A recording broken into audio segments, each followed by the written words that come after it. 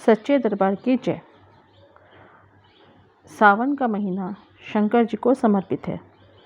इसमें शंकर जी की पूजा जितनी अत्यधिक की जाए उतना ही अधिक फल मिलता है। जिसमें आज हम जानते हैं अमरनाथ गुफा के पौराणिक कथा। अमरनाथ गुफा में शुकदेव और पवित्र कबूतर की पौराणिक कथा। अमरनाथ की इस पवित्र गुफा में भगवान शंकर ने भगवती पार्वती को मोक्ष का मार्ग दिखाया था। इस तत्व ज्ञान को अमर कथा के नाम से जाना जाता है, इसलिए इस स्थान का नाम अमरनाथ पड़ा। यह कथा भगवती पार्वती तथा भगवान शंकर के बीच हुए संवाद है। यह उसी तरह है जिस तरह कृष्ण और अर्जुन के बीच संवाद हुआ था। जब भगवान शंकर इस अमृत ज्ञान को भगवती पार्वती को सुना रहे थे तो वहाँ एक शुक यानी कि हरा कटफोड़वा या हरी कंठी वाला तोता का छोटा बच्चा भी यह ज्ञान सुन रहा था। पार्वती कथा सुनने के बीच बीच में हुंकार भरती थीं। पार्वती जी की कथा सुनते सुनते नींद आ गई और उनकी जगह पर वहाँ बैठे एक शुक ने हुंकारे भरना प्रारंभ कर दिया। जब भगवान शंकर को यह बात ज्ञात हुई तब वे शुक को मारने के लिए दौड़े और उसके पीछे अपना त्रिशूल छोड़ दिया। शुक जान बचाने के लिए तीनों लोकों में भागता रहा।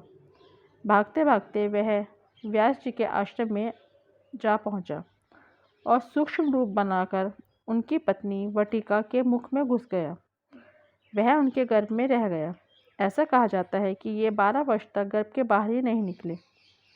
जब भगवान श्री कृष्ण ने स्वयं आकर इन्हें आश्वासन दिया कि बाहर निकलने पर तुम्हारे ऊपर माया का प्रभाव नहीं पड़ेगा, तभी ये गर्भ से बाहर निकले और व्यास जी के पुत्र कहलाए। गर्भ में ही इन्हें वेद, उपनिषद, दर्शन और पुराण आदि का सम्यक ज्ञान हो गया था। जन्म लेते ही श्री कृष्ण और अपने माता पिता को प्रणाम करके इन्होंने तपस्या के लिए जंगल की राह पकड़ ली। यही जगत में शुकदेव मुनि के नाम से प्रसिद्ध हुए। इसी के साथ एक कथा सफ़ेद कबूतरों की भी है। इस पावन गुफा में बर्फीली बूंदों से बनने वाले इस हिम शिवलिंग को दैवीय चमत्कार के रूप में भी माना जाता है। कहते हैं कि इस गुफा में कबूतरों का एक जोड़ा सदियों से मौजूद है। अमरनाथ गुफा में दव कबूतरों का रहस्य। इस पावन गुफा में बर्फीली बूंदों से बनने वाले इस हिम शिवलिंग को दैवीय चमत्कार के रूप में भी माना जाता है। कहते हैं कि इस गुफा में कबूतर का एक जोड़ा सदियों से मौजूद है। अमरनाथ धाम एक ऐसा शिव धाम है जिसके बारे में ऐसी मान्यता है कि भगवान शिव साक्षात अमरनाथ गुफा में विराजमान है। यह धार्मिक और ऐतिहासिक दृष्टि से भी बहुत महत्वपूर्ण है। इस पावन गुफा में बर्फीली बूंदों से बनने वाले इस हिम शिवलिंग को दैवीय चमत्कार के रूप में भी माना जाता है।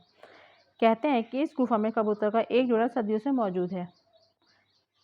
इस गुफा में भगवान शिव कैसे पधारे थे, साथ ही इस गुफा में मौजूद कबूतर के जोड़े का क्या रहस्य है, आइए जानते हैं। एक बार माता पार्वती ने महादेव से पूछा कि ऐसा क्यों है कि आप अजर अमर हैं और आपके गर्दन में पड़ी नरमुंड की माला का एक रहस्य क्या है।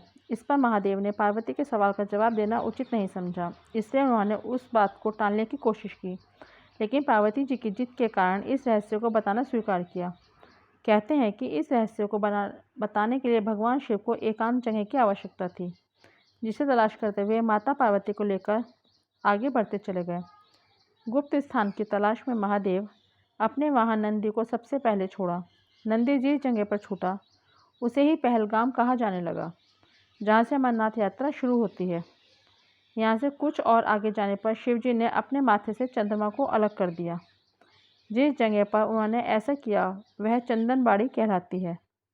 इसके बाद गंगा जी को पंचतरणी में और गले के सांपों को शेषनाग पर छोड़ दिया, जिस कारण इस पड़ाव का नाम शेषनाग पड़ा।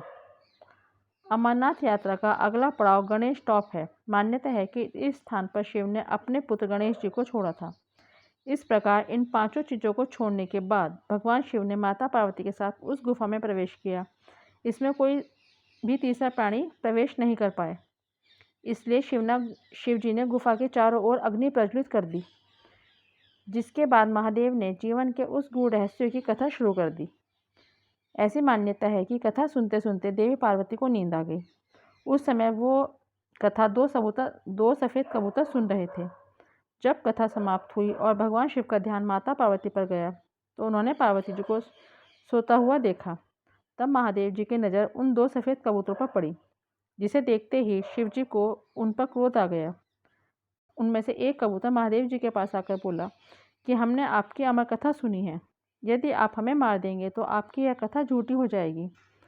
कहते हैं इस पर महादेव ने उन कबूतरों को वर दिया कि वो सदैव इस स्थान पर शिव और पार्वती के प्रतीक के रूप में रहेंगे। और ऐसी भी मान्यता है कि जो सच्चे दिल से भगवान जी के दर्शन करने जाता है तो उनको 2 सफ़ेद कबूतरों के दर्शन होते हैं। कुछ लोग ये कहते हैं कि सभी को दर्शन नहीं होते और कुछ को होते हैं, लेकिन मैं आपको इस कहानी के अतिरिक्त, पौराणिक कथा के अतिरिक्त एक अभी की बात बताती हूँ कि मेरा भाई अभी अमरनाथ यात्रा गया था और उसको वास्तविकता में ही 2 सफ़ेद कबूतरों के दर्शन हुए हैं।